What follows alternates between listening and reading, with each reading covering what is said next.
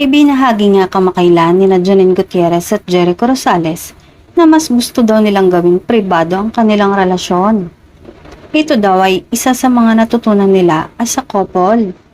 Keep things in private because at the end of the day, your relationship is just between you and your partner, saad ni Janine. Isa pa sa dahilan ng pagiging compatible nila ay parehas nilang na-enjoy ang quality time, kahit pa sa pinakasimpleng moments.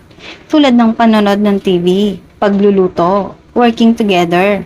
He's always fully present. Ayon kay Janine na ang tinutukoy ay si Jericho. We are sharing new experiences like traveling. At ang pinakasweet pa ay nakuha ni Echo ang kiliti ng aktres. Dahil mahilig din si Echo sa aso.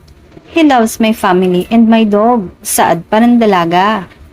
Inamin din nila na hindi mawawala ang away at tampuhan sa pagitan ng magkarelasyon at gaya nga ng iba, ay nagkakaroon din daw sila ng misunderstanding. Ibinahagi din ng aktor na kasama yun sa learning process. Getting to know each other happens in tough times.